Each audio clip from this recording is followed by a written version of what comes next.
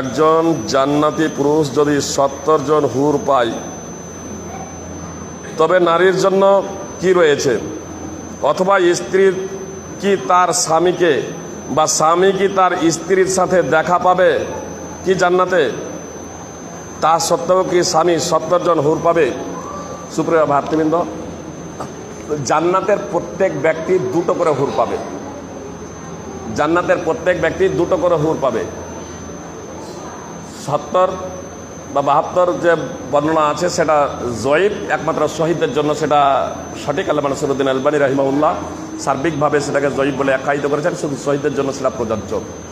আর সহিহ বুখারীর হাদিস দ্বারা প্রতীয়মান হয় যে প্রত্যেক জান্নাতি পুরুষের জন্য 2টা করে হুর।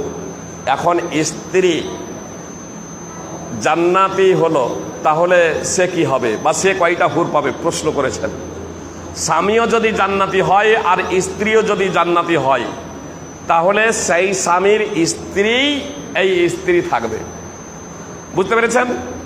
স্বামী স্ত্রী উভয়ে জান্নাতে, তো জান্নাতেও তারা স্বামী স্ত্রী থাকবে। অবশ্যই এই স্ত্রী হবে সকলের রানী,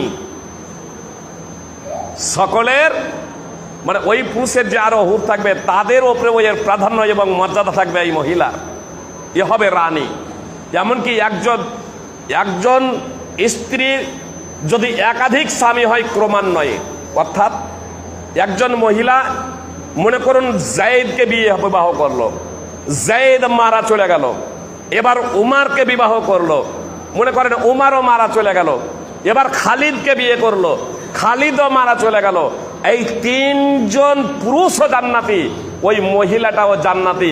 এখন এই মহিলাটা কার সাথে থাকবে জান্নাতে? স্পষ্ট হাদিস আছে, রাসূল সাল্লাল্লাহু আলাইহি সাল্লাম বলেছেন, যার সাথে আখের শেষে বিবাহ বন্ধনে আবদ্ধ ছিল, অর্থাৎ খালিদের সাথে যার সাথে শেষে বিবাহ বন্ধনে আবদ্ধ ছিল তার সাথে সে জান্নাতে থাকবে। এবার কোনো পুরুষ যদি জাহান্নামী হয় আর মেয়ে জান্নাতি হলো, তাহলে এই মেয়ে কি পাবে? জান্নাত যাওয়ার জন্য কাজ করুন। আমার মা এবং বোনদেরকে বলবো, জান্নাত যাওয়ার জন্য কাজ করুন। আল্লাহ তাআলা বলছেন, মা তাশতাহি আনফুসুকুম ওয়া লাকুম ফিহা মা তাদউন, ফিহা মা তাশতাহি আনফুসুকুম ওয়া লাকুম ফিহা মা তাদউন। আল্লাহ তাআলা বলছেন, জান্নাতে তোমাদের অন্তরে যা জাগবে, তোমরা যা চাইবে তাই পাবে। জান্নাত তো যাও সুপ্রিয় ভাই এবং বোন, আগে জান্নাত তো যান, জান্নাতে যাওয়ার প্রচেষ্টা করেন। জান্নাত যখন যাবেন, যে কোনো কিছুই সেখানে অভাব থাকবে না। আপনি যা চাইবেন, আমার মা বোনেরা যা চাইবে, পুরুষেরা যা চাইবে তাই সেখানে পাবে। শুধু তাই নয়, সব শেষে যে জান্নাতে যাবে, বুখারী মুসলিমের হাদিস শুনে রাখুন, সব শেষে যে ব্যক্তি জান্নাতে যাবে, সব শেষে জান্নাতে যাবে মানে জান্নাতীরা জান্নাতে, জাহান্নামীরা জাহান্নামে।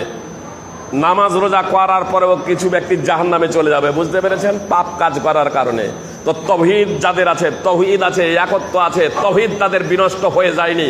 ওই তৌহিদের বাদৌলতে, একত্বের বাদৌলতে, কালেমায়ে শাহাদাত লা ইলাহা, কালেমায়ে শাহাদাত আশহাদু লা ইলাহা ইল্লাল্লাহ ওয়া আশহাদু আন্না মুহাম্মাদান আবদুহু ওয়া রাসূলুহু, এর বিনিময়ে সর্বশেষে যে ব্যক্তি জান্নাতে যাবে, জাহান্নামে শাস্তি ভোগ করার পরে সর্বশেষে যে ব্যক্তি জান্নাতে যাবে, তাকে পৃথিবীর সমান, এমনকি 10টা পৃথিবীর সমান তাকে জান্নাতে স্থান দেওয়া হবে।